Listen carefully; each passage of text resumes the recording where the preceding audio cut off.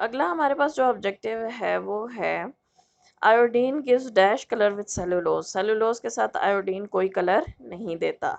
Heterogeneous group of compounds related to fatty acids are known as lipids. ये lipids की definition है, fatty acids के ये derivatives हैं। उसके बाद है lipids are soluble in dash solvents, organic solvent. यहाँ भी लाइक डिजॉल्व लाइक का प्रिंसिपल आएगा। वाटर है ना, ऑर्गेनिक है और पोलर इन नेचर है, ये वाटर को लिपिड्स को डिजॉल्व नहीं करता। अच्छा, अगला है why lipid store double amount of energy than other compounds. Lipids जो है डबल अमाउंट ऑफ एनर्जी क्यों स्टोर करते हैं? Due to high content of carbon hydrogen bond. Carbon hydrogen bond के अंदर high amount of energy store होती है, तो जिस मॉलिक्यूल के अंदर कार्बन हाइड्रोजन बॉन्ड का कंटेंट ज़्यादा होगा उसके अंदर उतनी ही ज़्यादा एनर्जी मौजूद होगी। Acyl glycerols are composed of glycerol and the fatty acid. ये एसाइल ग्लिसरोल की डेफिनेशन है। Number of carbon atoms vary in fatty acids from 2 to 30। Fatty acids with no double bonds are known as saturated fatty acid. अच्छा, अब जिस fatty acid में कोई double bond नहीं है, सब सिंगल बॉन्ड है, तो इसका मतलब ये है वो सैचुरेटेड है, उसके पास कोई कैपेसिटी नहीं है कि वो एक और बॉन्ड बना सके। Fatty acids with double bonds are known as unsaturated fatty acids. क्योंकि इनका डबल बॉन्ड जब ब्रेक होगा तो ये किसी ना किसी और एटम के साथ बॉन्डिंग कर सकते हैं। Solubility and melting point of fatty acids increases with the increase in number of carbon atoms. Unsaturated fatty acids are liquid at the room temperature and known as oils। हम घरों में भी इस्तेमाल कर रहे हैं। Saturated fatty acids are solid at room temperature and known as fat। ठीक है, इसका भी ये ऑप्शन है। उसके बाद है dash are the mixtures of long chain alkanes alcohols ketones and esters of long chains fatty acids. They are known as waxes. Waxes provide protection against water loss. Phospholipids are frequently associated with membranes. जब आप ये cell membrane का structure study करते हो तो वहाँ आप phospholipid draw करते हो। Phospholipids are the derivatives of phosphatidic acid which are composed of dash fatty acids and phosphoric acids। तो इसमें आएगा ग्लिसरॉल। उसके बाद है terpenoids are formed by the assimilation. Assimilation कहते हैं इकट्ठे हो जाना। आइसोप्रीनॉइड यूनिट के इकट्ठे होने से टर्पिनॉइड्स बनते हैं। प्रोटीन्स किस चीज़ के पॉलीमर्स हैं? अमीनो एसिड्स के। सेल के अंदर तकरीबन 170 नंबर ऑफ अमीनो एसिड अभी तक नोन है, उनमें से 25 प्रोटीन बनाते हैं और मोस्ट कॉमन जो अमीनो एसिड हैं वो 20 हैं।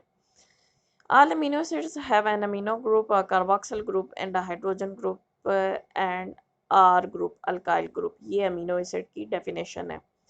Insulin has 51 amino acid present in two chains. One chain had 21 amino acid while the second chain has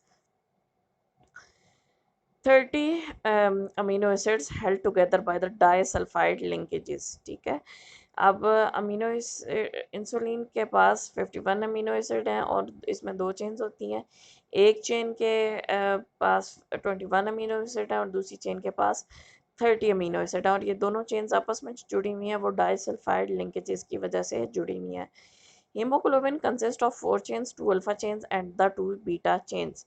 Number of proteins in the human body 10,000। Polypeptide chain in the protein molecule coiled to attain the shape of alpha helix।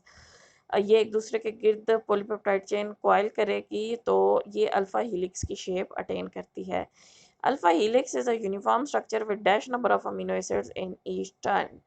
Alpha helix के हर turn के अंदर आपको कितने number of amino acid मिलते हैं? 3.6। Alpha helix of protein is kept by dash bonds, hydrogen bonds. अच्छा, अब देखो ना, अल्फा हीलिक्स ने अपनी शेप मेंटेन करनी है तो जाहिर है अमीनो एसिड्स के दरमियान बॉन्डिंग होगी, तो वो कौन सी बॉन्डिंग है? हाइड्रोजन बॉन्ड है जो अल्फा हीलिक्स के स्ट्रक्चर को मेंटेन रखती है। Beta pleated sheets are formed by the folding of polypeptides. Alpha helix में तो कॉइलिंग होती है, तो बीटा प्लेटेड शीट्स में ये एक दूसरे के ऊपर ही फोल्ड होना शुरू हो जाती है polypeptide chain. Protein tertiary structure is maintained by 3 types of bonds। hemoglobin exist quaternary structure।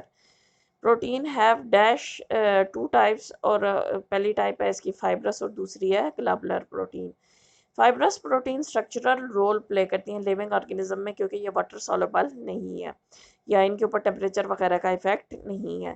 Fibrous protein जो है ये फाइबर्स के फॉर्म में मिलेंगी आपको। ग्लोबुलर प्रोटीन जो है ये नेचर में स्फेरिकल और एलिप्सॉइडल आपको फॉर्म में मिलेंगी। Globular proteins disorganise with the change in physical and physiological environment of change, ये वाटर और ये टेम्परेचर वगैरह से इफेक्ट होती हैं। Examples of the globular proteins are enzymes, hormones and the hemoglobin।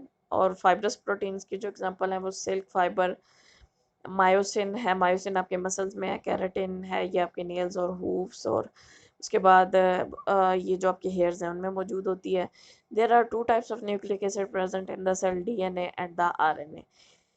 अच्छा, उसके अब यहाँ न्यूक्लियोटाइड्स और ये हिस्टोन्स और बाकी ऑप्शन आप नहीं ले सकते, क्योंकि जो ये ऑप्शंस हैं ये मतलब स्मॉलर यूनिट्स हैं डीएनए और आरएनए के। न्यूक्लियोटाइड्स हैज़ 3 सब यूनिट्स। अब उसमें 5 कार्बन पेंटोज शुगर है, फास्फोरिक एसिड, और तीसरा है नाइट्रोजीनियस बेस। ये भी डेफिनेशन है पेपर पॉइंट ऑफ व्यू से, न्यूक्लियोटाइड मोस्ट इंपॉर्टेंट है।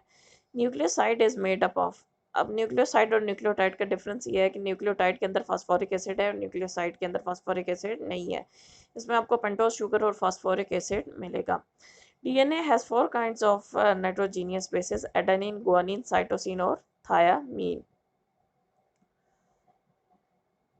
उसके बाद है प्रोसेस ऑफ आरएनए फॉर्मेशन, इसको कहते हैं transcription.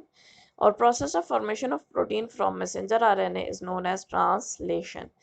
There are 3 types of RNA. Transfer RNA, messenger RNA message लेता है न्यूक्लियस से, जाता है राइबोसोम्स के पास।